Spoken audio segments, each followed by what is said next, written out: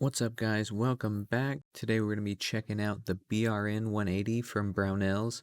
So this is like Brownells' take on a modern AR-18. So we're going to do a little overview on this and I'll show you guys what's inside and basically how it operates. So starting off here, you already know we got the Magpul furniture. This time in flat dark earth. So I had a big flat dark earth kick a couple years ago when I built this thing. A few of my guns are all flat dark earth, but most of them have switched over to the stealth gray. Make sure we're clear here. Pretty easy to cycle this bolt. So yeah, this is the Brownells BRN-180. This is a short stroke gas piston. It doesn't require a buffer tube, so all the recoil takes place inside the upper receiver. Here's a little close-up of that gas piston right there. I'll get more into it once I take off the handguard. So this upper just pins right onto any standard AR lower. As you can see, we don't need a buffer tube. So this can be fired with the stock adapter folded. So I'm going to go ahead and show you guys the inside of this thing now. If you take a look inside the receiver, you can see the two recoil springs that go to the back of that little bushing right there, or buffer, whatever you want to call it. It is made out of plastic though, so I am kind of worried about the longevity of it, but it just comes out. You just pull the bolt back and it pops out. It's just a friction fit. Charging handle just comes out easy, no pins or screws or anything. And here's the actual bolt carrier itself. So it does kind of look similar to the Jackal carrier.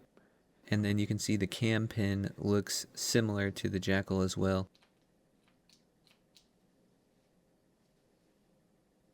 Right there, that little circle spot above the center of the bolt, that's where the piston actually hits the bolt carrier and sends it backwards. So here's a little shot of the inside of the upper. As you can see at the top of the chamber there's the piston rod. So I had to take off all of the rail covers to get the handguard off because it wouldn't slip over the muzzle brake.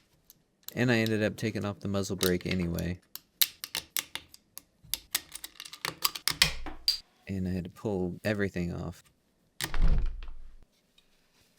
So the handguard is just held on by this one screw and a lot of friction. So just pull that screw out.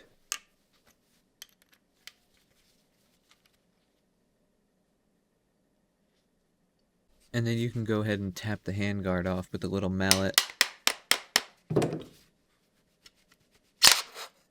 Nice and easy. So I did end up having to take off the muzzle brake to get this thing to come off.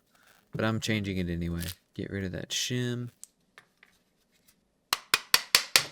And we'll just tap right off.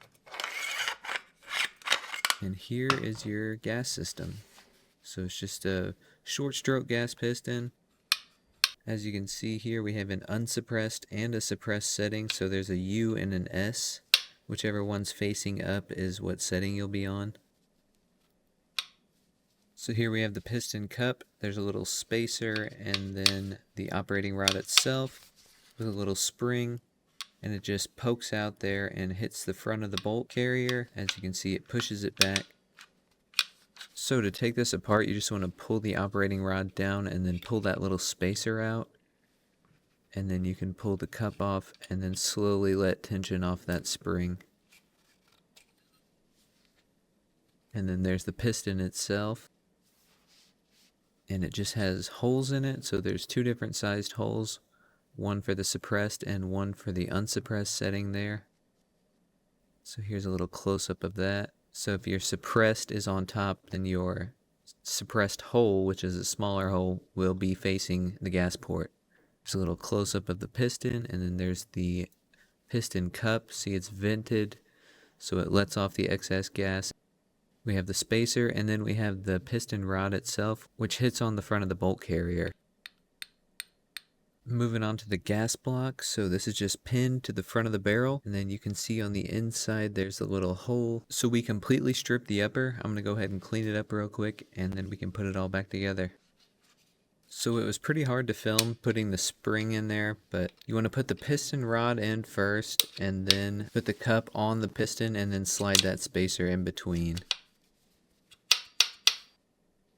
You have a little clip that you want to put on the front of the piston there. And then you can slide the handguard back on. Gently tap it into place and then put that screw in and snug it up. Then we can go ahead and put the rail covers and whatnot back on it. So I just got all that stuff put on. I couldn't put the QD mount back on because I realized that it was touching the edge of the piston there, so I left that off. I'll have to get something else. And then we're going to go ahead and put the bolt carrier back in. Just slides right in. Make sure you put that charging handle on first. And then you can put your recoil spring in and it will just pop right into place. I also wanted to show you guys this. This is a charging handle that I made when I first got the gun. So I just took a little 3/16 stainless rod and then built up a piece of weld and then filed it smooth so it would fit in that notch. And as you can see, it's much better for clearing optics. So somebody commented that the charging handle looks like it wouldn't clear around some optics, and I agree. Depending on what you have.